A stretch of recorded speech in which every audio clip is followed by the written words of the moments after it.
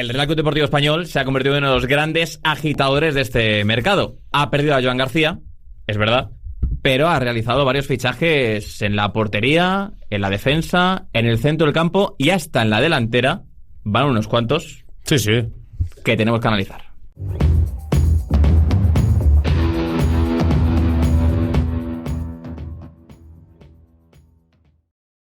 De momento, ¿qué balance hacéis del mercado de fichajes del Real Club Deportivo Español? Yo creo que a primeros de julio es un mercado perfecto, por el momento. O sea, perfecto. Para mí, dentro de lo que es la realidad del Real Club Deportivo Español, a primeros de julio es una situación perfecta. Has incorporado a muchísimos futbolistas dentro de una reestructuración que necesitabas. Has perdido a un jugador que ya sabías que ibas a perder, que es verdad que tiene muchas aristas ese caso, pero aún así has ingresado. Es la venta de mayor beneficio neto de la historia del Español, porque la de Borja Iglesias, que era la mayor, habías hecho una inversión anterior bastante alta, y ahora has aprovechas para la incorporación de un portero como Dimitrovic, que te da veteranía y te permite potenciar a Fortuño sin exigirle ya desde el primer momento que sea la cara visible de la portería del Español. Te has incorporado con gente joven que se puede revalorizar, el caso de Marcos Fernández, el caso de Hugo Pérez, el caso de José Salinas, y luego sobre todo yo creo que has dado varios puñetazos encima de la mesa. La renovación de Javi Puado, has incorporado en propiedad a Roberto Fernández, te has hecho con uno de los jugadores que viene a atravesar una de sus mejores temporadas en primera, como es Quique García. Y bueno, en definitiva, yo creo que el mercado del Español todavía va a continuar, pero es verdad que para inicio de pretemporada el Español ya tiene más o menos todas sus necesidades cubiertas, y creo que eso es algo que se debe valorar también. ¿No?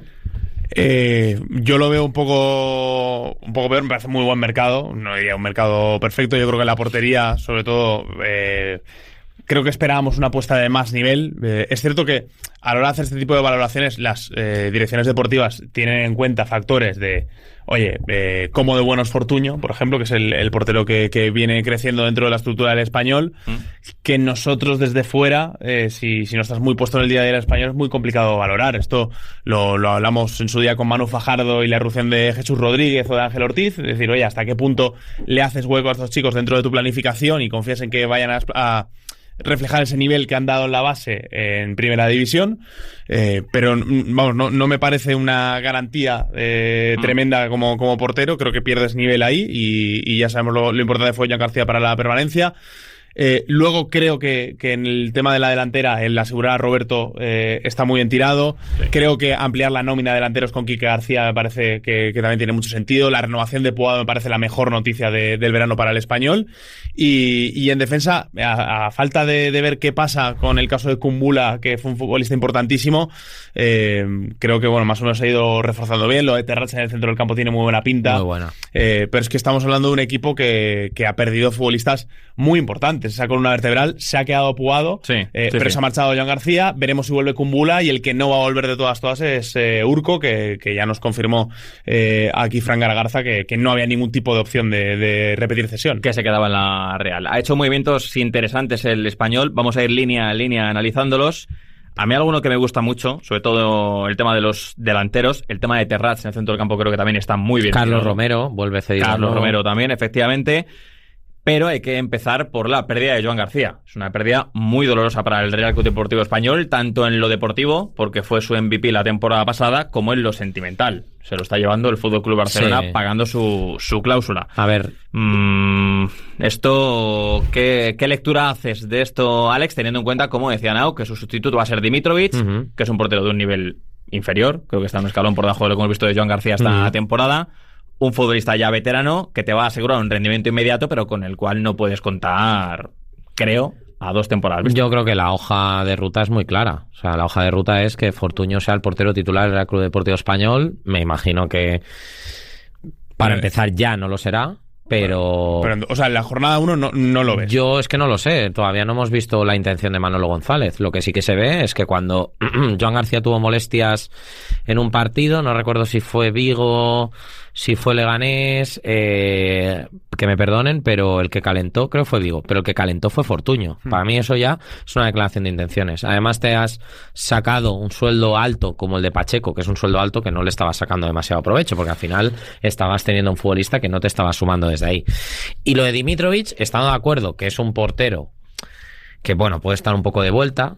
Dimitrovic es el único portero de las 5 grandes ligas que la temporada pasada tuvo más de 100 paradas, más de 45 centros atrapados, más de 10 porterías a cero, y que juntando todo esto puedes ficharlo sin gastar ni un duro. Bueno, que sea gente libre, ¿no? Sí. O sea, que me parece que es una manera de atajar una necesidad que probablemente tú pensabas, Español irá por Leo Román, Español buscará un portero Arnau Tenas, una situación así. Pero me parece que si la apuesta como club es que Fortuño sea el que herede, el hecho de ponerle a un portero veterano al lado que le permita quitarle esa responsabilidad y que de a poco vaya ganando esa responsabilidad, a mí no me parece del todo mal. Entendiendo que Dimitrovic tampoco termina la temporada siendo súper bollante y que habrá que ver cómo empieza esta y cómo la sigue desarrollando, a mí me parece que es una actuación lógica dentro de unos parámetros de un equipo que, no olvidemos, chicos, ha entrado el 1-1 este mismo verano gracias a una ampliación de capital. Es que el tema es, o sea, yo compro el plan a largo plazo, si lo hemos visto, por ejemplo, con el caso del Villarreal, que no quiso fichar para Nota para Jorgensen, y creo que al principio Jorgensen estaba verde, pero luego un acierto. Yo lo único con lo que no estoy de acuerdo es que a mí Dimitrovic no me parece un portero para ser titular en primera división esta temporada que viene. Entonces, si tú apuestas por Fortuño, apuesta ya desde la primera jornada. Tiene un calendario muy complicado el Español para empezar la temporada. Son Atlético de Madrid, Real Sociedad, Osasuna, Mallorca, Real Madrid, Valencia, Girona, Betis. Son los 8 primeros partidos de la temporada para el conjunto barcelonés, y creo que necesita ya llegar con certezas. Lo hemos visto en el caso de otros equipos, lo que te puede complicar el empezar con el pie cambiado la temporada, y ya digo, es una posición lo suficientemente crítica como para decir, además, oye, o busco una cesión de un portero por Nota para Fortuño, busco una cesión de un portero titular. Eso no le ha funcionado al Español. Pero porque ha fichado malos porteros, bueno, claro, no por la cesión. Ficha a Lecom, a Álvaro Fernández, claro, tú ves Lecom, bueno, sí que puedes tener más dudas, pero Álvaro Fernández dices, ostras, es un portero con proyección, internacional sub-21, cedido, que es lo que estaba planteando, entonces tú ahí ves y dices, ha hecho bien el Español. Claro, no te sale bien ninguno porque al final terminas no apostando por ninguno de los dos. Pero y viene sale mal el Pacheco, Español llega tarde. Porque son dos porteros que, vamos, ni en el Español ni fuera del Español. Sí, pero que es que estaba detrás era Joan García, y lo que el Español quiere evitar es que pase eso. Es decir, que el Español vaya, y me invento, fiche a, como ha hecho el Celta, fiche a un Jon Urradu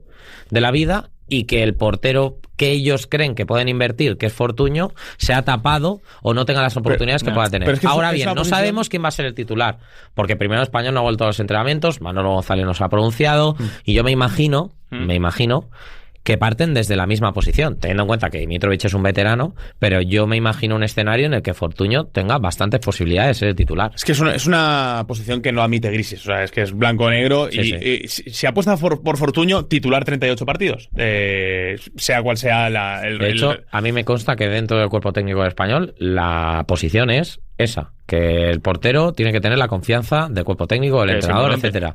No tiene que ser una posición que baile. Donde sí vamos a estar de acuerdo es en el tema de la renovación de Puado. Renova hasta 2030, y es importante, tanto a nivel económico, porque el Español no iba a encontrar a buen precio a un futbolista que te aporte lo que te da Puado, además con el sentimiento de pertenencia que tiene por el club, tema sentimental, como digo, importante. Y desde lo deportivo, pues un jugador que esta temporada, Alex, lo hemos visto su mejor temporada en primera. Ha tirado del carro, efectivamente. Sí, a ver, yo siempre he sido muy crítico, ¿no? Porque siempre creo que Puado puede dar más, porque por condiciones que es un jugador excelente. De hecho, me parece que Manolo González ha sabido aclimatarlo perfectamente a su sistema, y él ha sabido evolucionar mucho como jugador. Yo creo que ves los 3 goles que marca en el playoff de ascenso, y son 3 goles que probablemente un Javi Puado de, pues igual el año anterior no lo hubiera marcado, y se ve una evolución muy clara. Además también que yo creo que es un futbolista que a nivel de trabajo ha cumplido todas las expectativas. O sea, es que es un jugador perfecto y además en este momento en el que la no credibilidad, pero sí que el sentimiento de pertenencia en el Español podía estar más tocado por el hecho de que un futbolista que ha estado durante 9 años en la cantera, que ha presumido de escudo, etcétera, ha terminado abandonando el barco para saltar al yate, ¿no? de enfrente, pues bueno, me parece que es una maravillosa noticia. De acuerdo, ¿no? Sí, a ver, es que daba la sensación de decir, oye, es una lástima, porque el nivel de Puado parece que está por encima del Español en este momento. Creo que la segunda vuelta ayuda a convencer al futbolista.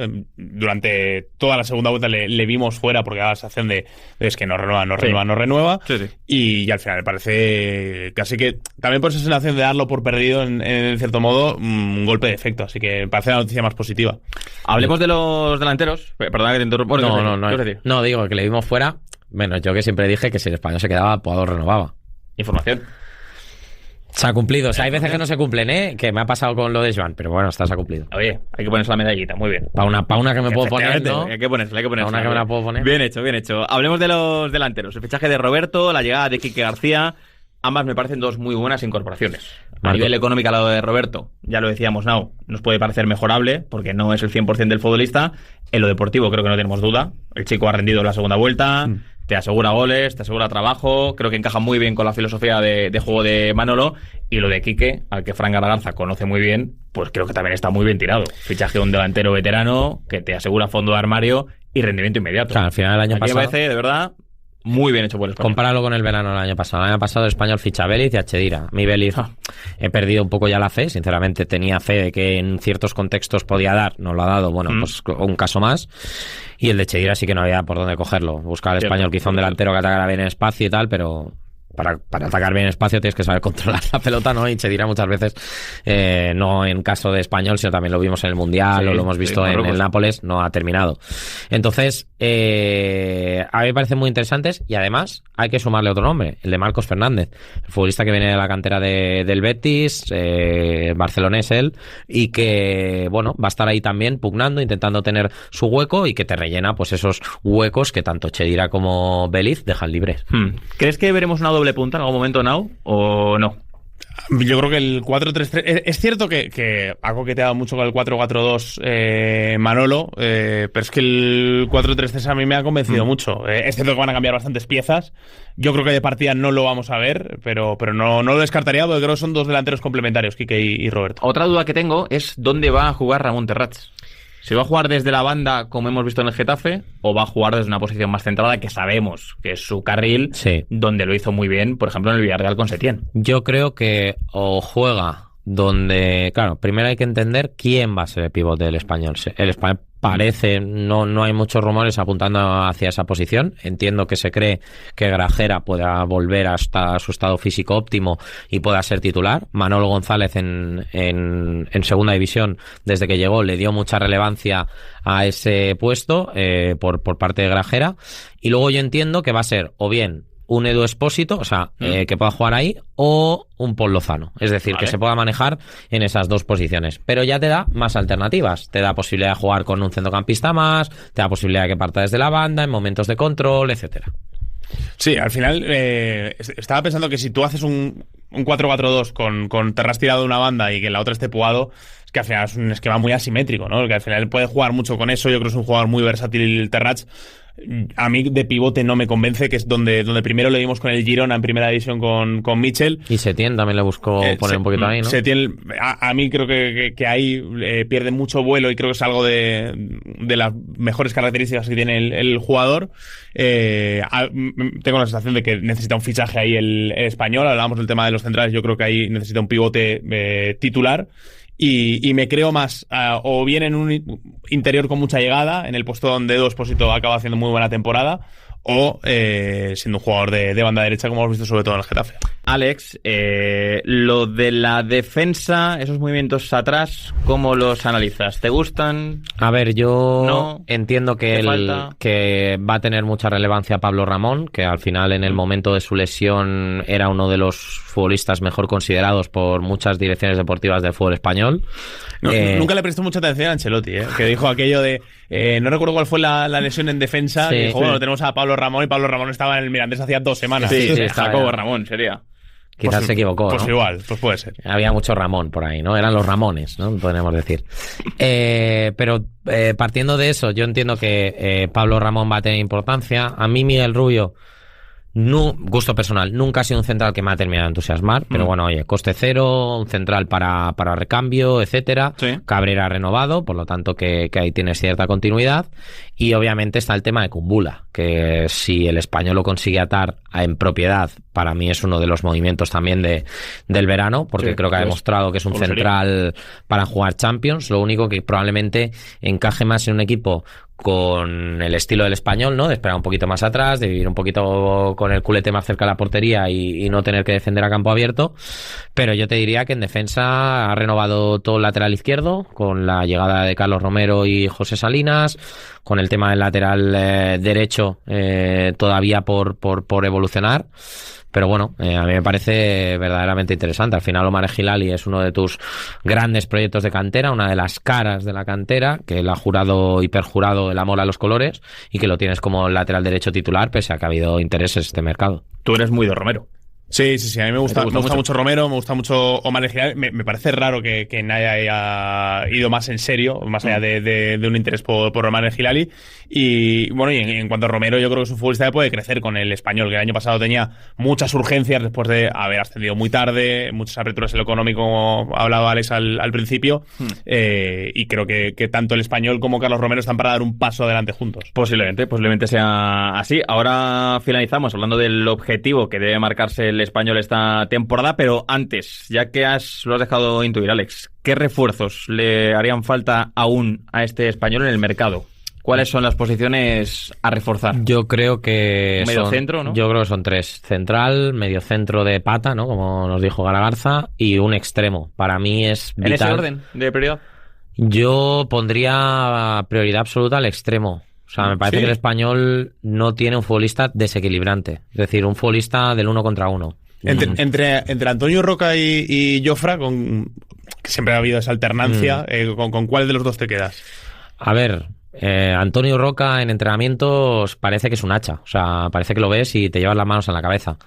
Pero es verdad que el que ha tenido mejor rendimiento ha sido Jofre. Es verdad que Jofre ha tenido partidos, por ejemplo el día del Girona, que estuvo muy bien, pero de cara a puerta no. Yo creo que ninguno de los dos ha terminado de derribar la puerta y por eso las dudas en esa posición, pero es que le interesen a Calatrava es precisamente por eso, porque es que el Español adolece la falta de un futbolista que te haga avanzar muchos metros en momentos en los que necesitas, ¿no? Que no sea todo a través de desplazamiento largo y que la baje Roberto, la baje Quique, etcétera, sino que un futbolista que se la puedas dar y que a través de 1 o 2 regates te plante en campo rival y te dé ese respiro. Yo creo que ya el mercado pasado de verano el Español lo buscó y no lo pudo encontrar, fichó a un Núbar ahí en el último minuto y fue una operación verdaderamente extraña, pero bueno, que te tiras un triple y si te entra pues bien y si no pues mira, no ha habido tampoco demasiado dolor a nivel económico. Y luego yo creo que es que el mediocentro tiene esa Grajera, que hay que ver cómo termina, que lo puedes subsanar con Paul, aunque creo que Paul juega mejor con alguien al lado. Y el tema del central, a ver, realmente línea defensiva tienes. Ahora te queda ponerle, ¿no? El culmen, la pieza que falta para cerrar el puzzle. Totalmente cierto. ¿De acuerdo, no? Con las prioridades. Vamos, yo lo del extremo no lo veo quizá tan urgente como el tema del el central, sobre todo. O sea, pasa que está el nombre de Kumbula y da la sensación de cuando sale Kumbula, si se hace eso. pero cerrar Kumbula me parecería lo más importante de todo. Y es que a mí lo del medio centro me preocupa. Es que Urco ha sido muy importante en el Español. En la segunda vuelta ha sido clave. Con lo demás ya contabas, digamos, ¿no? O sea, sería dar un salto de nivel, pero Grajera a priori, o sea, el Español no ficha, o sea, no veía tan urgente la incorporación de un medio centro en su momento, porque entendía que Grajera se iba a recuperar. Claro, Grajera se iba diciendo, no, vuelve en diciembre, no, vuelve en enero, no, vuelve en febrero. Y ha terminado la temporada sin jugar. Entonces, esa es la cuestión que te planteas realmente, ¿no? La de, oye, si Grajera está... Manolo ha hablado en ruedas de prensa muy bien de Grajera en ese tramo en segunda división, así que yo me imagino que quizás sea un poco por eso el hecho de que se dilate o que se le dé más relevancia a otras opciones. Y ya la última cuestión que quiero que tratemos, el objetivo que debe marcarse el Español. Faltan movimientos, como estamos hablando, faltan futbolistas por incorporarse, pero ¿cómo lo veis? ¿Se puede ser más optimista que pensar en la permanencia o no? Para mí el objetivo debe ser permanencia. Con lo que hay ahora mismo, permanencia. Y nada más. El objetivo, y más viniendo del año el que vienes, más viniendo de cómo ascendiste, tiene que ser la permanencia. O sea, creo que todo lo que sea fuera de ahí es soñar, que se puede, pero que ahora mismo primero hay que conseguir un objetivo y luego ya te vas a por el otro, ¿no? Yo creo que esta temporada la gente va a soñar. El Español ha sacado probablemente la camiseta más bonita de los últimos 20-30 años, y creo que van a salir la segunda y la tercera, creo que van a ser incluso más bonitas. Me parece que las incorporaciones son de nivel, pero todo esto es sobre el papel. Luego queda ver cómo se adapta a la realidad, cómo empieza la temporada, lo que has puesto, Nahuel, del inicio de calendario tan complicado. Yo, para mí, es permanencia. Y a partir de ahí, mira, caso del Celta o del Rayo. El Rayo del Celta tenían como objetivo salvarse la temporada pasada, por cómo había sido la temporada anterior. Pero te encuentras que igual a mitad de temporada estás ahí arriba, quién sabe. No, tú lo cierras. Yo creo que permanencia claramente. O sea, no ha hecho fichajes como para pensar en que se le puede pedir Europa, que luego pues te pasa la del Celta y el Rayo Vallecano, que se van descolgando los Girona, Real Sociedad, el Sevilla que no remonta, todo esto, pues te puedes llegar a meter en Europa, pero yo lo veo una plantilla mejorada respecto a la temporada pasada, si se apañan estas cosas de estos flecos que hemos hablado antes. Pero sigue siendo una plantilla muy justa. A mí me parecía una de las 5 peores, incluso quizá algún escalón más abajo. Se salvó con apuros al final. Y ha perdido a quien ha perdido. Y ha perdido gente importante. Entonces eso creo que hay que tenerlo en cuenta, más allá de que, oye, que el mercado está siendo bueno y que pueda llegar a ilusionarse a la gente. De hecho, yo te diría que yo no puedo hablar por toda la gente del Español y tal, pero yo lo que percibo es obviamente ilusión, pero creo que la gente es realista. Creo que la gente sabe que primero te tienes que salvar o garantizar la salvación, y yo creo de hecho que esta temporada mismo, cuando el Español empezó a hablar de Europa, ¿no? Que dijo Manolo González, no, en el Nou Sardeña, el Español empezó a caer un poco. Entonces me parece que es positivo que la gente vaya con pies de plomo. Obviamente la ilusión siempre va a estar, de hecho por eso la gente va al estadio, por la ilusión de ver a su equipo ganar y hacer cosas grandes, pero el objetivo debe ser la permanencia, y a partir de ahí pues para adelante. Y ojo a la Copa del Rey. Teníamos ganas de hablar del Real Club Deportivo Español, dedicarle aquí un espacio a su mercado de fichajes. Gracias, Alex. Un placer, chicos.